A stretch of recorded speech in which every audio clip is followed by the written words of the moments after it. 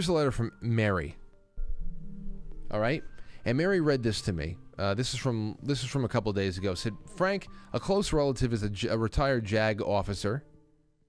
I asked about this coup, the military coup that everybody's talking about, and he said it's not happening. That's all I can say about that. But as for the issue of time warps and time distortion that you were discussing 2 weeks ago, there has also been some discussion that we have passed a place where two timelines have now converged into one. Due to this, events cannot be manipulated by man anymore. It is down to forces of dark and light. We can help a side of light by prayer and intention, but we cannot change what is to come.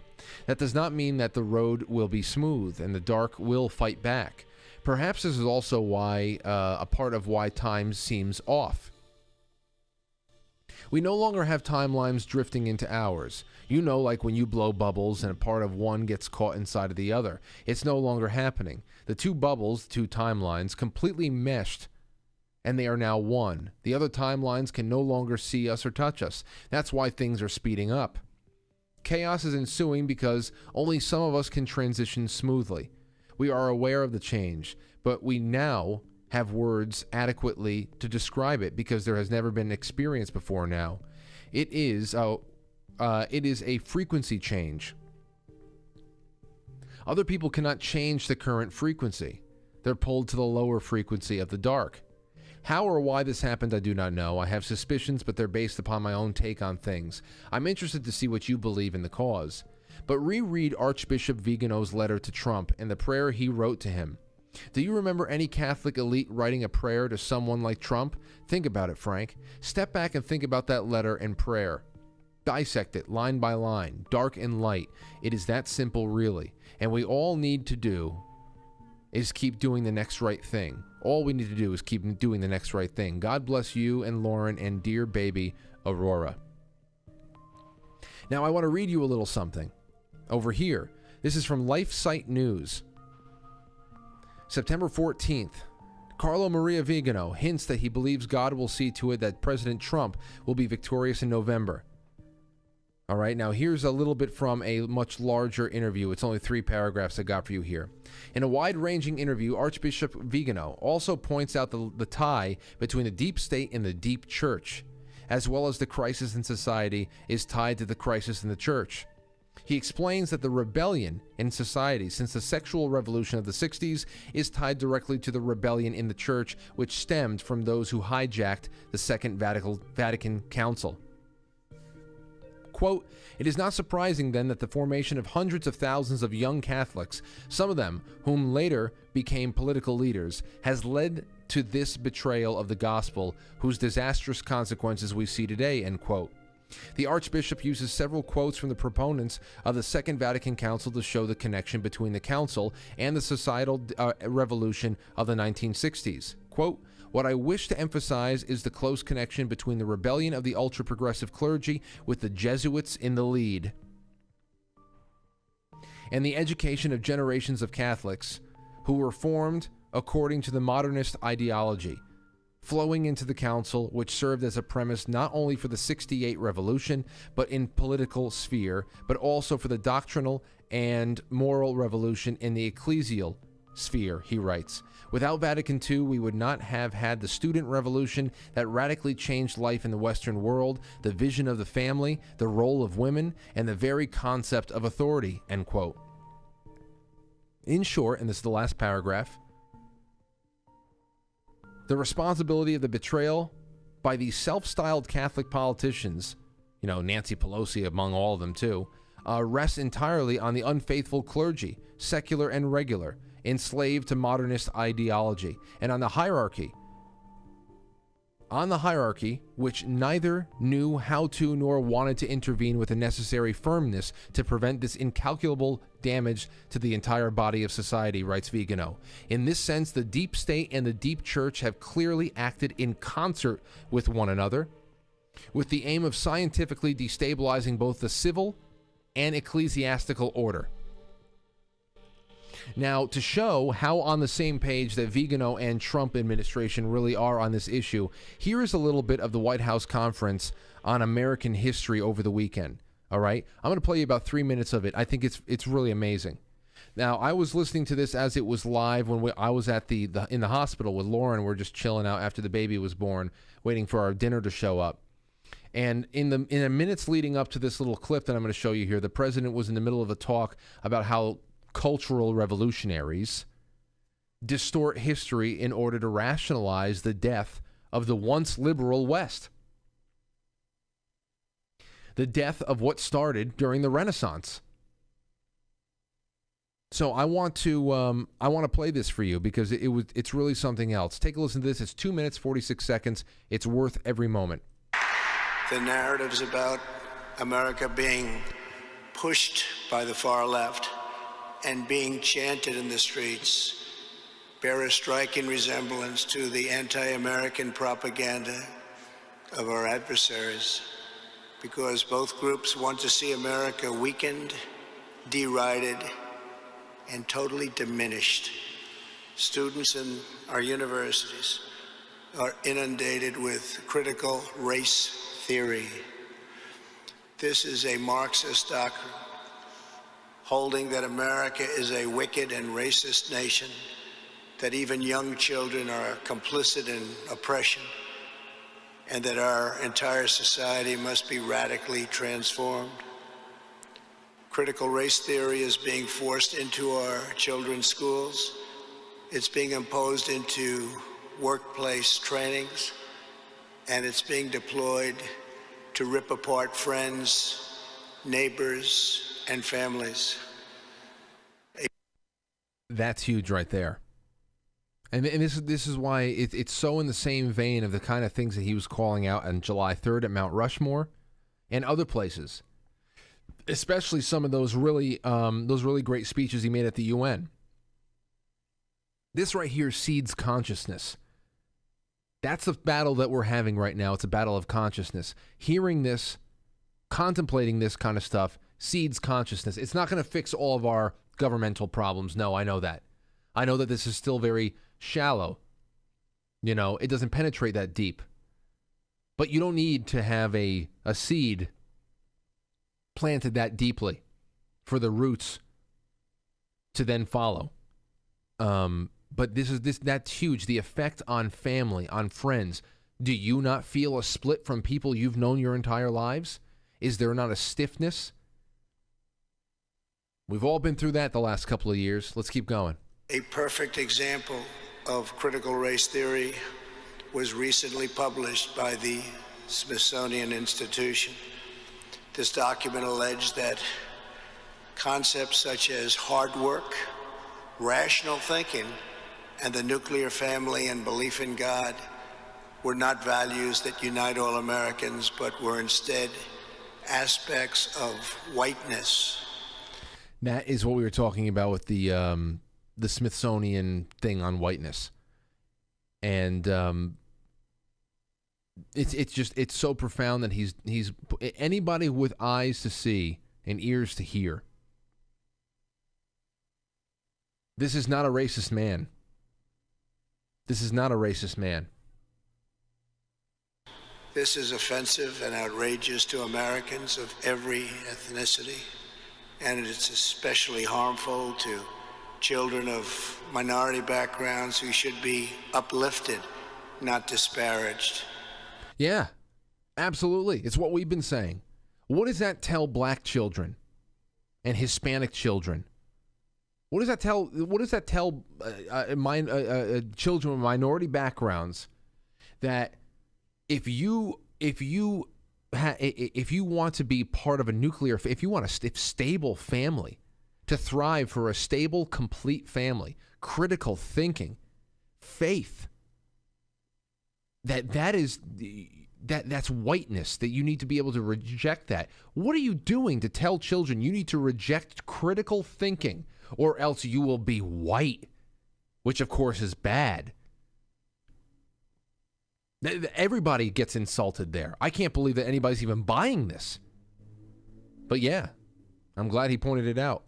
Teaching this horrible doctrine to our children is a form of child abuse in the truest sense of those words. Yes. For many years now, the radicals have mistaken Americans' silence for weakness, but they're wrong. There is no more powerful force than a parent's love for their children, and patriotic moms and dads are going to demand that their children are no longer fed hateful lies about this country.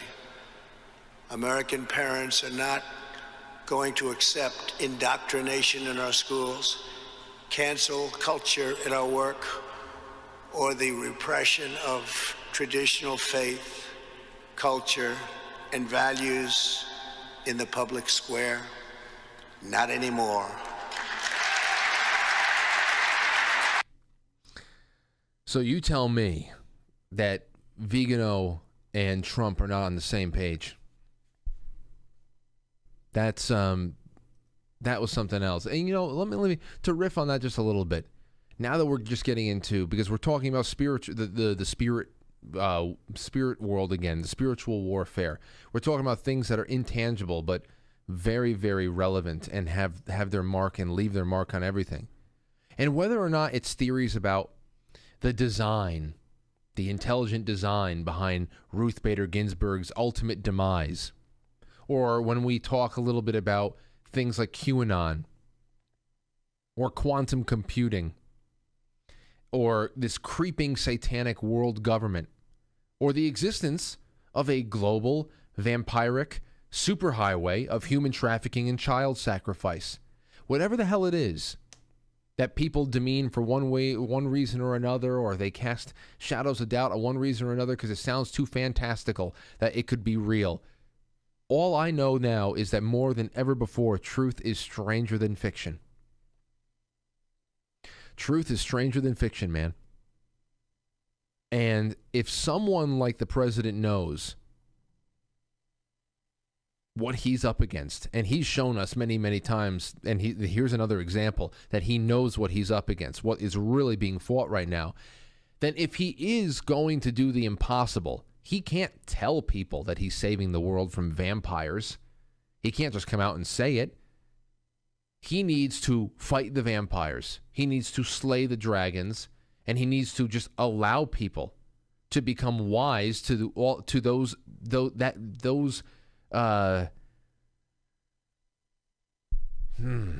those opponents' existence. He needs people to become wise to the vampires and the dragons' existence, just based upon what you can observe from what he is fighting day in, day out. That's just in my humble opinion. In my humble opinion, Trump, whether you like him or hated him, whether you liked him or hated him in the past, before his presidency, he as president has triggered an immune response from a normally discreet and very calm and in control group of psychotic social chameleons that work in Washington, D.C. and around the world. Because like we said in the first half, this is not just a domestic problem. It's an international plot against all of us, not just Americans. Trump has been garlic around the neck, especially at the UN. The violence in the streets, the open call for theft and arson and sometimes murder, that is just an end result. That's the dinner bell being rung right now. It's the dinner bell.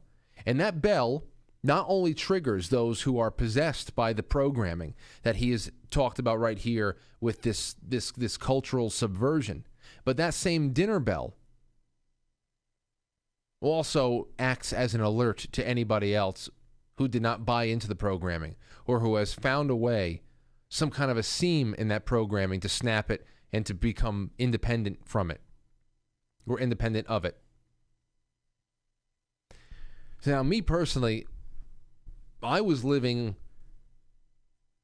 on the fringes of agnosticism and atheism during the early goings of the Obama administration, and I was kind of just happy where I was. I didn't really care about anything, and I didn't need to poke around into anything too deep. But now I believe the primary war that we're fighting is a spiritual one. The primary war that we're fighting is a spiritual one. And that's not because Donald Trump, a thrice married billionaire playboy real estate developer game show host from New York, personally brought me back to God. It's not because, no. I think he's actually on the same path that we're on. I think that, I mean, seriously, with all the things that we've been able to observe and come to realizations of what the real enemy is and what the plot has been all along, and regardless of what your elementary school teachers and all of your snooty friends believe or don't believe in, as far as, you know, what we're really all plugged into, the greater story of our existence and what we're all a part of here, regardless of any of that stuff, I've been able to observe, many of you have too. I mean, the red pilling has been a result of sitting back and watching something so outrageous happen to Donald Trump and to people like him that it caused us to stop and question and ask greater questions that we never wanted anything to do with. Now, if we were all red-pilled in one way or another and continue to be challenged to ask bigger questions about life and the great beyond based on what we're seeing happen to other people, how do you think that has affected a person like Donald Trump? It's happening to him. Okay?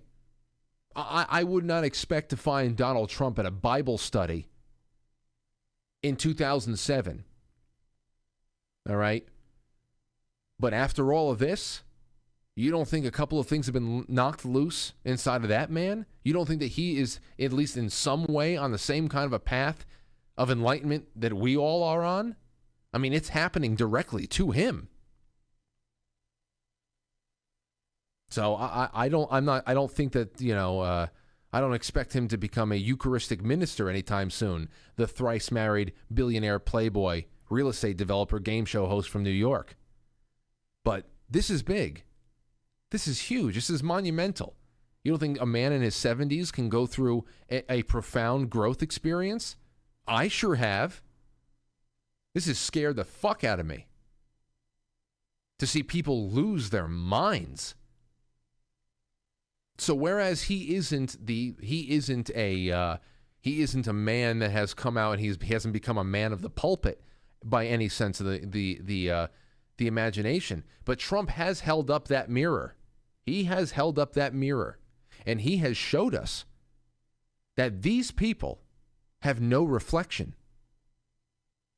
These people have no fucking reflection, and they are driven by something really degenerative and really fucking nasty.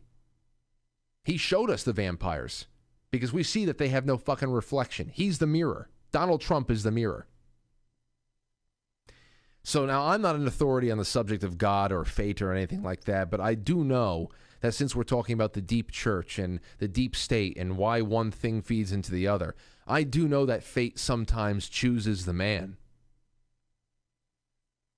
There are people out there who want to be the hero, and Donald Trump has found ways to thrust himself into the limelight many times before, but it was in a lot more celebratory fashion. You know, he wanted to be lauded over in media and GQ and all the award shows. This is something different. This is you bearing a cross here. This is a different kind of fate. This isn't about winning an MTV Movie Award and doing a song and dance with Raquel Welch. That's not what this is about.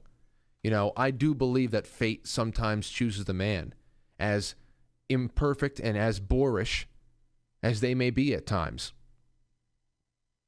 So, when it comes to what I'm doing for the next couple of months, I'm writing this one out with Archbishop Vigano. That's what I'm doing.